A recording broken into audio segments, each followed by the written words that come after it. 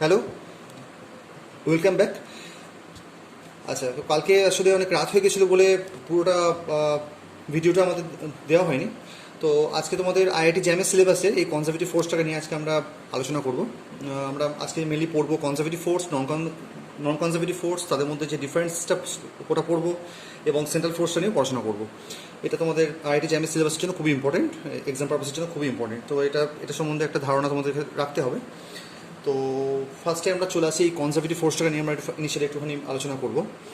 তো তোমরা জানো যে গ্র্যাভিটেশনাল ফোর্স, ফর এক্সাম্পল ধরো এর সবচেয়ে বড় এক্সাম্পলটা হলো 1 নম্বর ধরো গ্র্যাভিটেশনাল ফোর্স, মানে যে কটা তোমাদের কাছে ওয়েল নোন ফোর্সেস আছে।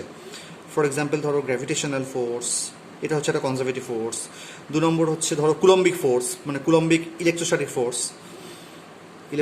ফোর্স। তো এগুলো তো তোমরা জানোই যে গ্র্যাভিটেশনাল ফোর্স মানে হচ্ছে দুটো মহাবিশ্বের যে কোনো দুটো বস্তুকণার মধ্যে যে মাধ্যাকর্ষীয় যে যে মানে বলটা কাজ করে সেটাকে আমরা বলবো গ্র্যাভিটেশনাল ফোর্স। এবং ইলেকট্রোস্ট্যাটিক মানে হচ্ছে দুটো চার্জ বডির মধ্যে যদি যে ফোর্সটা মানে কাজ করে। এবং অদ্ভুতভাবে তোমরা নিশ্চয়ই খেয়াল করছো এই গ্র্যাভিটেশনাল ফোর্স এবং ইলেকট্রোস্ট্যাটিক ফোর্সটা মোটামুটি দেখতে একই রকমের হয়। কারণ তুমি মনে করে দেখো, তোমার যদি এখানে একটা মাস থাকে, যে মাসটা যদি হয় M1, এবং এখানে যদি একটা মাস থাকে যে মাসটা হচ্ছে M2, এবং তাদের মধ্যেকার যদি মিউচুয়াল সেপারেশনটা হয় R, তাহলে আমাদের গ্র্যাভিটেশনাল ফোর্সের জন্য, গ্র্যাভিটেশনাল ফোর্সটা আমরা জানি যে নিউটনের লকে ফলো করে চলে, সেটা হচ্ছে F ইকুয়াল টু তোমাদের চলে আসবে G M1 M2/r², যেখানে জিটা হচ্ছে তোমাদের গ্র্যাভিটেশনাল কনস্ট্যান্ট। এটা তো তোমরা ক্লাস 8, 9, 3 পড়ে আসছো।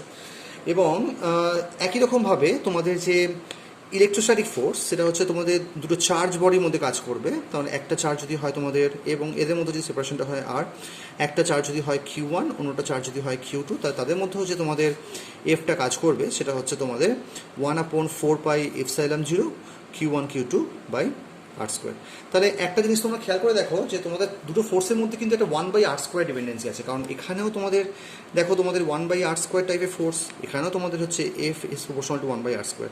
তাহলে একটা জিনিস আমাদের খেয়াল করার মতো, মানে সিস্টেম, মানে দুটো ফোর্সের মধ্যে কিন্তু ইন প্রিন্সিপাল অ্যাজ সাচ কিন্তু কোনো ডিফারেন্স নেই, যদিও তাদের মধ্যে ম্যাগনিটিউডের হিউজ ডিফারেন্স, কিন্তু অ্যাজ সাচ দেখতে কিন্তু একই রকমের। বুঝতে পারছো তো? তার মানে ফোর্সটা যদি 1/r² উপর ডিপেন্ডেন্সি হয়, তাহলে তোমাদের ডেফিনেটলি মানে হচ্ছে মানে পোটেনশিয়ালটা তোমাদের 1/r এর সঙ্গে প্রপোর্শনাল হবে, এবং সেটা কিন্তু বোথ কেসেরই কিন্তু সেম।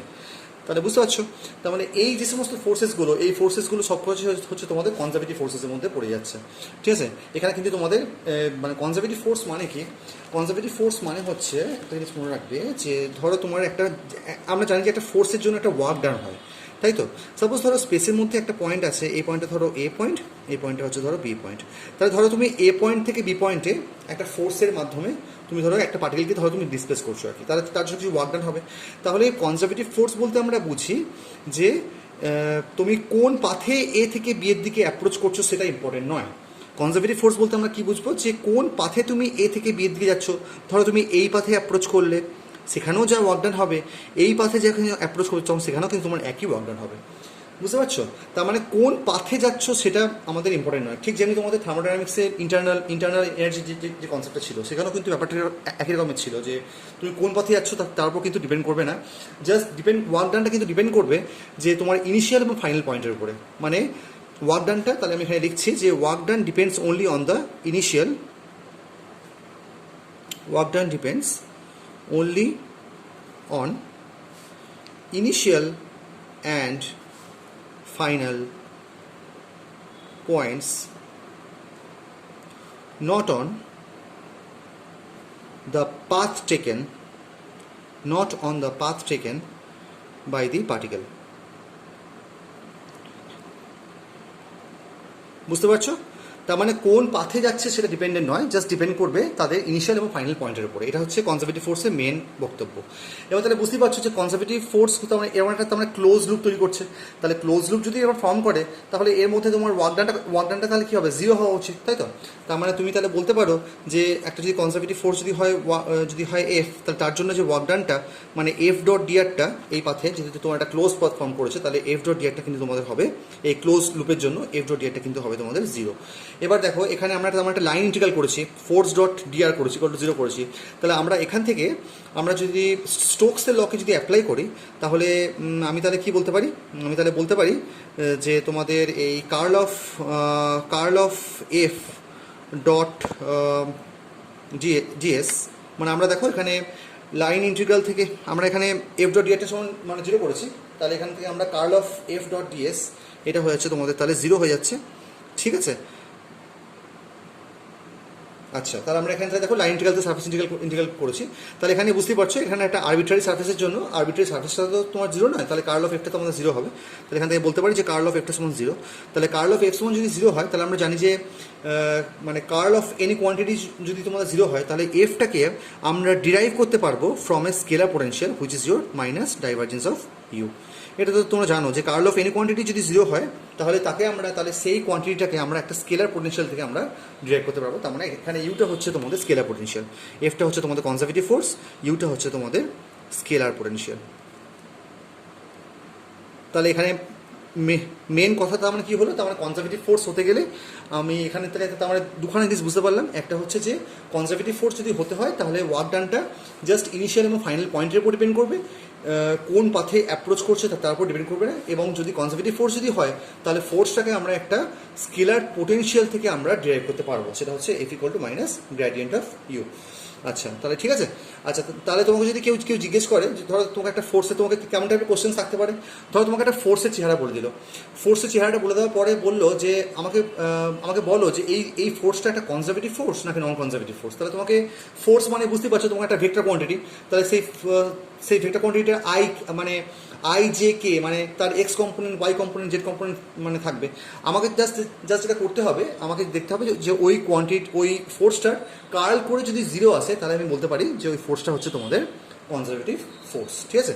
তার মানে এফটা যদি তোমাদের গিভেন থাকে তাহলে তার জাস্ট কার্লটা নিলেই আমরা জানি যে একটা ভেক্টরের কার্ল কী করে নিতে হয়, তো কার্লটা যদি আমি জাস্ট নিয়ে নিতে পারি তাহলে সেখান থেকে কিন্তু আমরা পেয়ে যাবো যে ওটা তোমার কনজারভেটিভ ফোর্স নাকি নন কনজারভেটিভ ফোর্স, ঠিক আছে। তাহলে এইভাবে আমরা বের করবো।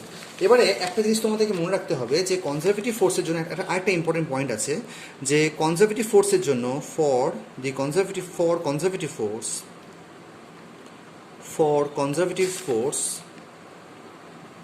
potential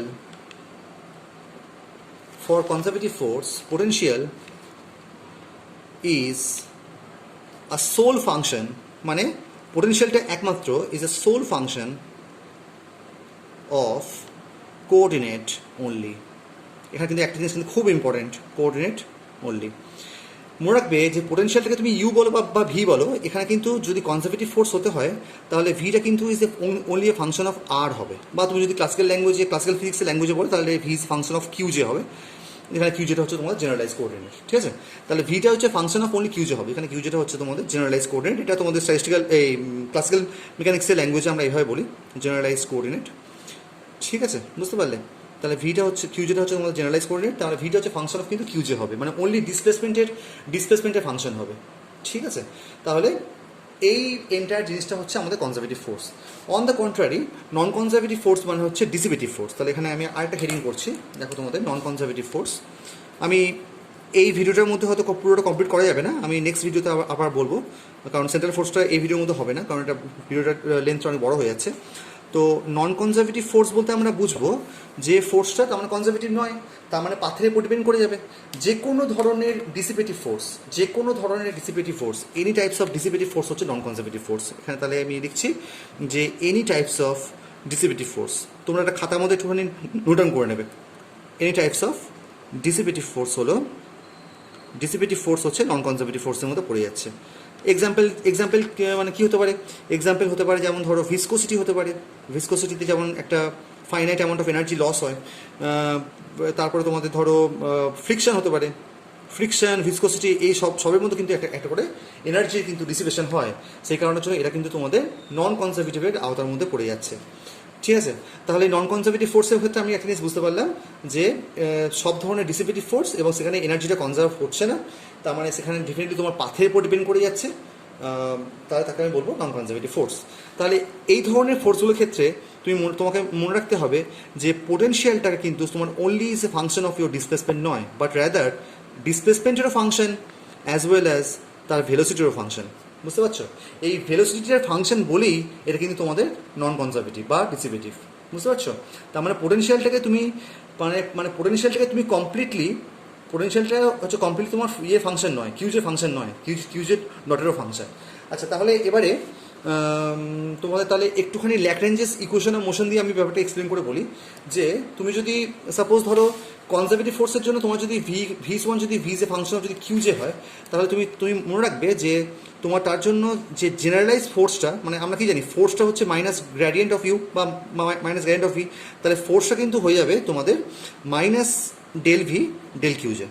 কারণ আমি একটু আগে বললাম যে এফ সমান মাইনাস গ্রেডিয়েন্ট অফ ভি, তাহলে এটা নিশ্চয়ই মানতে অসুবিধা নেই যে কনজারভেটিভ ফোর্সের জন্য ফোর্সটা কিন্তু হচ্ছে মাইনাস ডেল ভি ডেল কিউজে। কারণ তার মানে বুঝতে পারছি এখানে পোটেনশিয়ালটা হচ্ছে অনলি কোঅর্ডিনেটের ফাংশন, ঠিক আছে।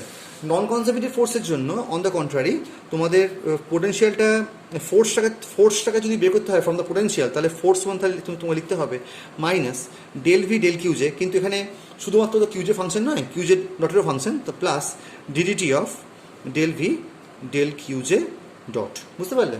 তার মানে এখানে দেখো যে ফোর্সটা কিন্তু শুধুমাত্র তুমি কিন্তু পোটেনশিয়াল থেকে, মানে পোটেনশিয়ালের ডিসপ্লেসমেন্টের রেসপেক্টে ডেরিভেটিভ নিয়ে বের করতে পারবে না, তাকে কিন্তু ভেলোসিটির রেসপেক্টে তো কিন্তু তোমাকে ডেরিভেটিভ করতে হবে। তাহলে এই দুটো ফর্ম কিন্তু তোমাদের মনে রাখতে হবে। এটা হচ্ছে ফর দ্য নন কনজারভেটিভ সিস্টেমের জন্য ফোর্সের এক্সপ্রেশন, এইটা হচ্ছে তোমাদের কনজারভেটিভ সিস্টেমের জন্য ফোর্সের এক্সপ্রেশন, ঠিক আছে। আচ্ছা, আমি সেন্ট্রাল ফোর্সের ব্যাপারটা আমি নেক্সট ভিডিওতে বলছি, ঠিক আছে। Thank you.